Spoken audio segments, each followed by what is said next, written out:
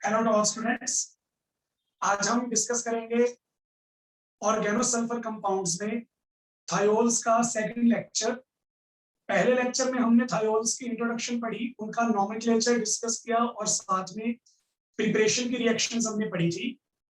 आज हम पढ़ेंगे हमारे थायोल्स की केमिकल प्रॉपर्टीज, और ये केमिकल प्रॉपर्टीज कंप्लीट करते ही हमारा जो थायोल्स का टॉपिक है वो भी कंप्लीट हो जाएगा। तो केमिकल प्रॉपर्टीज जो है थायोल्स की, उसमें सबसे पहली केमिकल प्रॉपर्टी जो है हमारी, वो है एसिडिक नेचर। जैसे मैंने आपको इंट्रोडक्शन वाले लेक्चर में बताया था कि हमारे जो थायोल्स हैं वो अल्कोहल के एनालॉग है। बिल्कुल सेम कंपाउंड था, हमने ऑक्सीजन को उसके एनालॉग यानी कि उसके नीचे वाले ग्रुप मेंबर सल्फर से रिप्लेस कर दिया। यही इसमें एक छोटा सा माइनर सा डिफरेंस है, बाकी सारी चीजें जो है वो सेम है। तो हमारे जो थायोल्स होती हैं वो भी अल्कोहल्स की तरह एसिडिक होती हैं। और अगर मैं थोड़ा सा डीप कंपैरिजन करूंगा तो मुझे पता चला कि thiols are the stronger acid than alcohols. Thiols जो होते हैं उनका एसिडिक कैरेक्टर ज्यादा है एज कंपेयर टू अल्कोहल्स। इसको एक्सप्लेन करने के लिए, इसको समझाने के लिए मेरे पास दो इंपॉर्टेंट पॉइंट्स हैं। सबसे पहली बात, अगर मुझे यहाँ पे एसिडिक कैरेक्टर शो करना है तो मुझे सल्फर हाइड्रोजन की बॉन्ड को ब्रेक करना पड़ेगा। अब हमारे पास थायोअल्कोहल में सल्फर हाइड्रोजन की बॉन्ड ब्रेक होगी और अल्कोहल में ऑक्सीजन हाइड्रोजन की बॉन्ड ब्रेक होगी। क्योंकि सल्फर का साइज बड़ा होता है तो सल्फर हाइड्रोजन की बॉन्ड थोड़ी सी लॉन्गर होती है, लॉन्गर बॉन्ड्स होती है वीकर।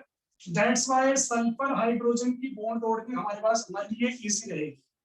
अगर मैं सिंपल वर्ड्स में बोलूं तो सल्फर हाइड्रोजन की बॉन्ड डिसोसिएशन एंथैल्पी जो होती है वो ऑक्सीजन हाइड्रोजन की बॉन्ड से कम होती है।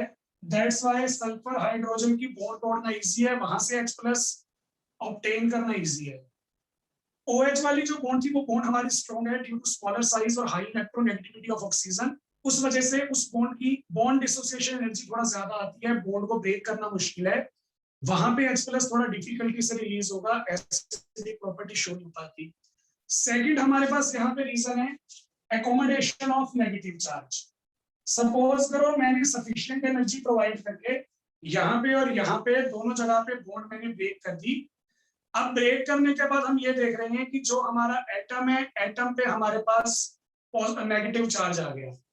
यहाँ पे सल्फर पे नेगेटिव चार्ज है, यहाँ पे ऑक्सीजन पे नेगेटिव चार्ज है। तो हमें ये देखना है कि इस नेगेटिव चार्ज को इजीली एकोमोडेट कौन करेगा। क्योंकि सल्फर का साइज बड़ा है तो वहां पे इलेक्ट्रॉन डेंसिटी इवनली स्प्रेड हो सकती है। जितनी जल्दी हमारी इलेक्ट्रॉन डेंसिटी स्प्रेड होगी उतना ज्यादा स्टेबल हमारा एनायन होगा। ऑक्सीजन का साइज छोटा है, साइज छोटा होने की वजह से इलेक्ट्रॉन डेंसिटी को हम अच्छे से स्प्रेड नहीं कर पाते, तो वहां पे नेगेटिव चार्ज को संभालना हमारे लिए थोड़ा डिफिकल्ट है। इस बात से हमें ये चीज पता चलती है कि जो एल्कोक्साइड आयन है हमारा, उसकी स्टेबिलिटी कम होती है क्योंकि वहां पे नेगेटिव चार्ज को इजीली अकोमोडेट नहीं कर सकता ऑक्सीजन। लेकिन RS नेगेटिव जो हमारा आयन है इसकी स्टेबिलिटी ज्यादा है क्योंकि यहाँ पे सल्फर लार्जर साइज होने की वजह से नेगेटिव चार्ज को इजीली अकोमोडेट कर लेता है। तो ये दो हमारे पास हमारे मेन रीजन है जिस वजह से हम बोल सकते हैं कि जो हमारे थायोल्स होते हैं, थायोल्स का एसिडिक कैरेक्टर जो होता है वो ज्यादा होता है एज कंपेयर टू अल्कोहल। तो ये हमारे पास हमारा एसिडिक नेचर था। अब इस एसिडिक नेचर को प्रूव करने के लिए कुछ एक रिएक्शंस है हमारे पास। तो रिएक्शंस देखिए। सबसे पहली रिएक्शन है रिएक्शन विद एल्कलीज। एल्कलीज होती हैं हमारे वाटर सॉल्युबल बेसिस। तो क्योंकि हमारे थायोल्स एसिडिक नेचर के हैं तो वो बेस से रिएक्ट करके सॉल्ट और वाटर प्रोड्यूस कर सकते हैं। तो इसको रिएक्शन को सपोर्ट करने के लिए मेरे पास ये एक स्टेप है। देखो, थायोअल्कोहल्स जो हैं वो एसिडिक नेचर के हैं तो मैंने उसकी बेस से रिएक्शन करवा दी। जब एसिड और बेस रिएक्ट करते हैं बनेगा सॉल्ट एंड वाटर। तो ये हमारा पहला पॉइंट था रिएक्शन विद एल्कलीज। क्योंकि थायोअल्कोहल्स का एसिडिक नेचर होता है तो वो बेस के साथ रिएक्शन शो कर सकते हैं, सॉल्ट और वाटर बना सकते हैं। सेकंड हमारे पास आ जाता है रिएक्शन विद एल्कली मेटल। हम हमारे थायो अल्कोहल्स की एल्कली मेटल्स के साथ रिएक्शन करवा सकते हैं, से लिथियम, सोडियम, पोटेशियम। अब ये मेटल्स हमारी रिएक्टिव होती हैं, तो ये एसिड के साथ रिएक्ट करेंगी, आयन बनाएंगी और हाइड्रोजन गैस रिलीज करेंगी। जब भी एक्टिव मेटल एसिडिक सब्सटेंस से रिएक्ट करती हैं तो हाइड्रोजन गैस इवॉल्व होती है। यहाँ पे भी हाइड्रोजन गैस इवॉल्व हुई, इसका मतलब थायो अल्कोहल जो होते हैं उनका एसिडिक नेचर है। फिर हम थायो अल्कोहल्स की रिएक्शन करवा सकते हैं हैवी मेटल सॉल्ट्स के साथ। हैवी मेटल्स हमारी कौन सी होती हैं जो हमें ग्रुप 13, 14 में नीचे नीचे मिलेंगी, जैसे लेड हो गई है, टिन हो गई है, ऐसी मेटल्स।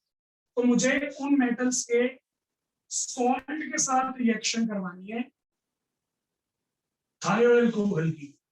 अब देखो लेड की वैलेंसी यहाँ पे 2 है, तो 2 वैलेंसी कंप्लीट करने के लिए थायो अल्कोहल के 2 मोल्स रिएक्ट करेंगे, यहां से H+ रिलीज होगा, हमारा एसिटेट आयन उनको एब्सॉर्ब करेगा, 2 मॉलिक्यूल बन जाएंगे एसिटिक एसिड के। और हमारे पास जो हमारा लेड था Pb, वो 2 RS नेगेटिव के साथ कंबाइन हो जाएगा, बना देगा RS ट्वाइस Pb। तो ये हमारे पास हमारी रिएक्शन थी जो शो करती है reaction with heavy metal salt. फिर हमारे पास आ जाती है हमारी फोर्थ रिएक्शन मर्क्यूरिक ऑक्साइड के साथ। तो यहाँ पे हमें पता ही है कि जो हमारे थायो अल्कोहल्स होती हैं उन्हें हम मर्कैप्टम बोलते हैं। मर्क्यूरी कंपाउंड्स के लिए इनकी एफिनिटी बहुत ही ज्यादा होती है।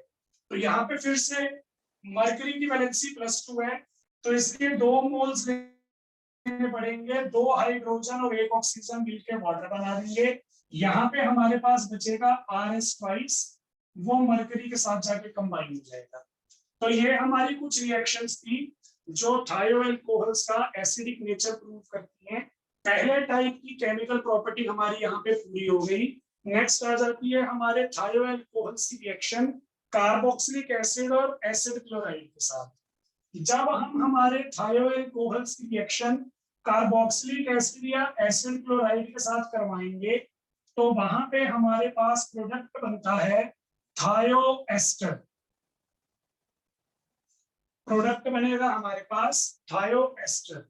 एस्टर्स क्या होती हैं? एस्टर का फॉर्मूला होता था हमारे पास RC≡O। थायो एस्टर्स में जो ये वाला ऑक्सीजन है ये सल्फर से रिप्लेस हो जाएगा, तो ये प्रोडक्ट हमें बनाना है। तो देखो कैसे बनेगा प्रोडक्ट। सबसे पहले कार्बोक्सिलिक एसिड, उसकी रिएक्शन करवा रहा हूं थायो अल्कोहल से, वाटर मॉलिक्यूल रिमूव होगा। वाटर मॉलिक्यूल रिमूव होने पे हमारे पास बन जाता है हमारा थायो एस्टर। फिर उसके बाद फर्दर देखिए, अगर मैं यहाँ पे एसिड क्लोराइड यूज कर लेता इंस्टेड ऑफ कार्बोक्सिलिक एसिड, तो रिएक्शन करने का पैटर्न बिल्कुल सेम रहेगा, बस बाय प्रोडक्ट अलग है। ऊपर वाले केस में हमारे पास वाटर था हमारा बाय प्रोडक्ट, नीचे वाले केस में आ जाएगा HCl, बात वही होगी, बन जाएगा हमारा थायो एस्टर। तो ये हमारी सेकंड केमिकल प्रॉपर्टी थी, reaction with carboxylic acid and acid chloride. फिर आ जाते हैं हम हमारी थर्ड रिएक्शन पे। थर्ड रिएक्शन है हमारी रिडक्शन की रिएक्शन। अब यहाँ पे हमें हमारे थायोल्स की रिडक्शन करनी है। रिडक्शन करेंगे तो बन जाएंगे हमारे सिंपल हाइड्रोकार्बन्स, मतलब सिंपल एल्केन्स। और यहाँ पे हम थायो अल्कोहल्स के अंदर हाइड्रोजन ऐड करेंगे in the presence of very निकल। एक्चुअल में सल्फर यहां से रिमूव हो जाएगा तो एल्केन बनेगा, और ये जो 2 हाइड्रोजन थे ये सल्फर को ले जाएंगे, बन जाएगा हाइड्रोजन सल्फाइड।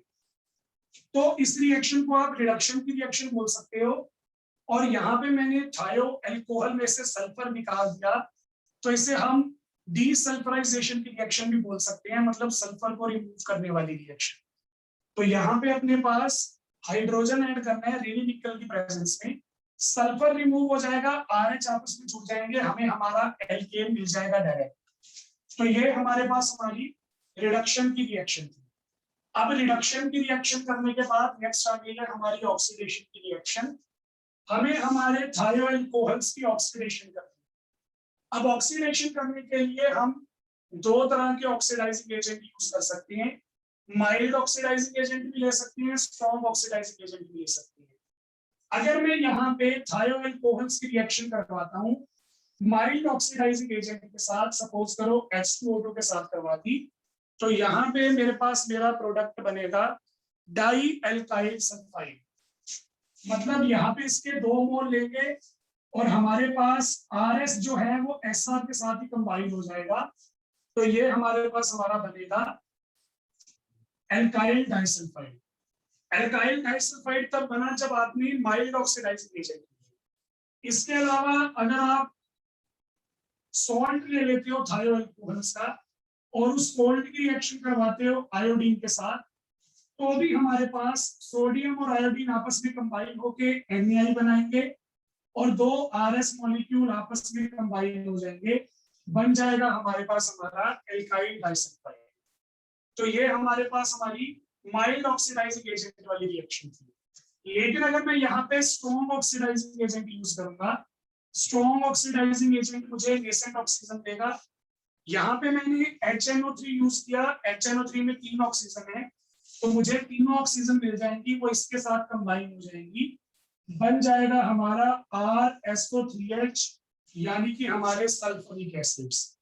तो अगर मैं माइल्ड ऑक्सीडाइजिंग एजेंट लेता हूं तो डाइसल्फाइड बनती है, और अगर मैं स्ट्रॉन्ग ऑक्सीडाइजिंग एजेंट लेता हूं तो सल्फोनिक एसिड बनते हैं।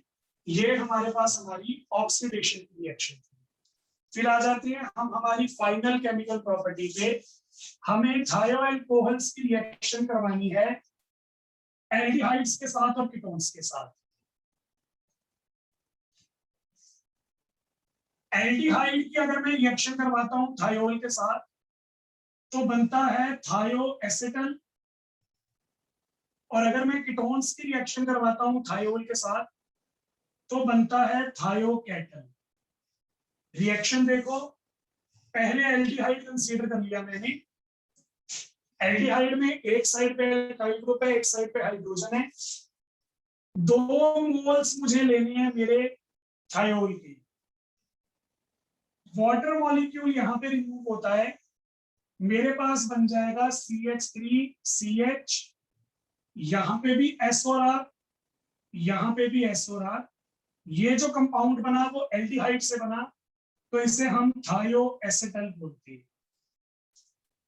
फिर अगर मैं यहाँ पे कीटोन ले लेता, ज्यादा फर्क नहीं है, डिफरेंस नहीं है रिएक्शन में, सिर्फ एक हाइड्रोजन की जगह मिथाइल ग्रुप आ जाएगा, बाकी सारा काम वही रहेगा। 2 मोल्स हमें लेने हैं, पानी का मॉलिक्यूल हमारा रिमूव होगा, बन जाएगा थायोकेटल। तो ये हमारे पास हमारी एल्डिहाइड और कीटोन के साथ रिएक्शन थी। अब जो ये हमारे यहाँ पे थायोएसिटल बने या ये जो हमारे यहाँ पे थायोकेटल बने, ये दोनों के दोनों कंपाउंड्स जो हैं ये आगे फर्दर रिएक्शन शो कर सकती हैं। फॉर एग्जांपल मैं आपको बोलूं, जो हमारे थायोएसिटल या थायोकेटल होते हैं, अगर मैं इनको रेनी निकल के साथ रिएक्ट करवाऊं तो रेनी निकल के साथ ये सिंपल एल्केन प्रोड्यूस कर देंगे। ये इसके साथ हाइड्रोजन आके अटैच हो गया, सिंपल एल्केन प्रोड्यूस होगा, और यहाँ पे आपको आपके थायोल जो है वो वापस मिल जाएंगे। ये सेम केस आपको थायोएसिटल में भी मिलेगा, थायोकेटल में भी मिलेगा। सिंपल एल्केन हमारे बन जाएंगे जब हम इसको रेनी निकल से ट्रीट करवाएंगे। उसके अलावा अगर मैं इनकी ऑक्सीडेशन भी करूंगा तो ऑक्सीडेशन करने पे हमारे पास बन जाएगा हमारा सल्फोनिल कंपाउंड। मतलब सल्फर और एल्काइल ग्रुप के बीच में 2 ऑक्सीजन आके अटैच हो जाएंगी, सल्फोनिल कंपाउंड हमारा बन जाएगा। तो बच्चे ये था अपने पास अपना थायोल्स का टॉपिक। एक ऑर्गेनोसल्फार कंपाउंड हमने कंप्लीट कर लिया है, बाकी चीजें हम डिस्कस करेंगे नेक्स्ट लेक्चर में। Thank you.